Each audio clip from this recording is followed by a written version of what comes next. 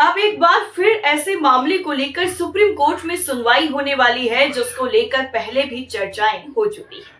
दरअसल राज्यपाल या फिर राष्ट्रपति के बीच में पावर को लेकर अब विवाद और ज्यादा गहरा हो गया है। तो चलिए बताते हैं कि आखिर माजरा क्या है। दरअसल विधेयकों की मंजूरी के मामले में समय सीमा तय करने के मामले में राष्ट्रपति द्रौपदी मुर्मू द्वारा भेजे गए रेफरेंस पर सुप्रीम कोर्ट 22 जुलाई को सुनवाई करेगा। राष्ट्रपति का रेफरेंस सुप्रीम कोर्ट की जारी मंगलवार की सुनवाई सूची में 5 सदस्यीय संविधान पीठ के सामने सुनवाई पर लगा है। नियम के मुताबिक राष्ट्रपति की तरफ से भेजे गए रेफरेंस पर सुप्रीम कोर्ट की 5 न्यायाधीशों की संविधान पीठ ही सुनवाई करती है और अपनी राय राष्ट्रपति को देती है। जो पीठ मामले पर मंगलवार को सुनवाई करेगी, उसमें प्रधान न्यायाधीश यानी chief justice of India BR Gavai के अलावा justice Suryakant, justice Vikram Nath, justice PS Narasimha और जस्टिस AS चंदोरकर शामिल हैं। 14 सवालों पर सुप्रीम कोर्ट से राय मांगी गई है। दरअसल सुप्रीम कोर्ट ने पिछले 8 अप्रैल को तमिलनाडु के राज्यपाल की तरफ से विधेयकों को लंबे वक्त तक रोके रखने के मामले में दिए फैसले में राज्य के विधेयकों पर मंजूरी के लिए राज्यपाल और राष्ट्रपति के लिए समय सीमा तय कर दी थी। राष्ट्रपति द्रौपदी मुर्मू ने इसी संबंध में संविधान के अनुच्छेद 143(1) के तहत मिली शक्तियों में सुप्रीम कोर्ट को रेफरेंस यानी राष्ट्रपति प्रपत्र भेजकर राय मांगी है।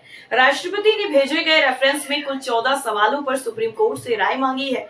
रेफरेंस में पूछा गया है कि जब संविधान में विधेयकों पर मंजूरी के लिए कोई समय सीमा तय नहीं है, तो क्या न्यायिक आदेश के जरिए समय सीमा लगाई जा सकती है।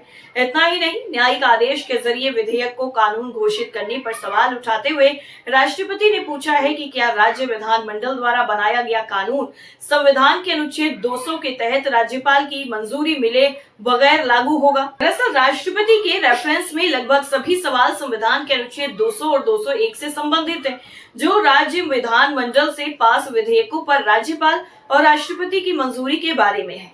राष्ट्रपति ने सुप्रीम कोर्ट से पूछा है कि जब राज्यपाल के सामने अनुच्छेद 200 के तहत कोई विधेयक मंजूरी के लिए पेश किया जाता है, तो उनके पास क्या क्या संवैधानिक विकल्प होते हैं। क्या राज्यपाल मंजूरी के लिए पेश किए गए विधेयक में संविधान के तहत उपलब्ध सभी विकल्पों का प्रयोग करते समय मंत्रिपरिषद द्वारा दी गई सलाह और सहायता से बंधे हैं। क्या राज्यपाल द्वारा अनुच्छेद 200 के तहत संवैधानिक विवेकाधिकार का प्रयोग करना न्यायोचित है। ये भी पूछा गया है कि क्या संविधान का अनुच्छेद 361 राज्यपालों द्वारा अनुच्छेद 200 के तहत किए गए कामों के संबंध में न्यायिक समीक्षा पर पूरी तरीके से प्रतिबंध लगाता है, यानी कि क्या राज्यपालों द्वारा अनुच्छेद 200 में विधेयकों की मंजूरी के संबंध में किए गए कामों की न्यायिक समीक्षा पर अनुच्छेद 361 पूरी तरीके से प्रतिबंध लगाता है। इसके साथ ही समय सीमा तय किए जाने पर भी सवाल पूछा गया है।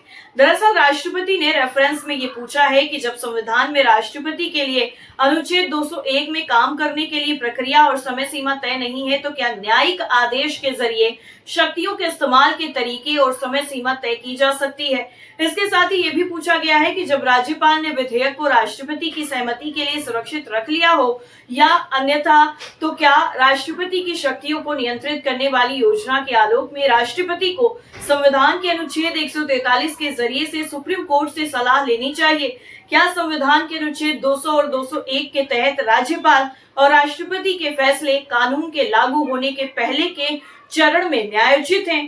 क्या किसी विधेयक के कानून बनने से पहले उसकी विषय वस्तु पर न्यायिक निर्णय लेने की इजाजत न्यायालयों को है। क्या संवैधानिक शक्तियों के प्रयोग में राष्ट्रपति और राज्यपाल के आदेशों को संविधान के अनुच्छेद 142 के तहत किसी तरह प्रस्थापित यानी सब्स्टिट्यूट किया जा सकता है। इन सभी सवालों पर जो जवाब है वो राष्ट्रपति की तरफ से मांगा गया है, सुझाव मांगा गया है। अब 22 जुलाई को जब इस पूरे मामले में सुनवाई होगी, तो देखना होगा कि सुप्रीम कोर्ट क्या कुछ फैसला सुनाता है। आपका क्या मानना है, कमेंट करके जरूर बताइए। बाकी देखते रहिए कुल्हड़ न्यूज। नमस्कार।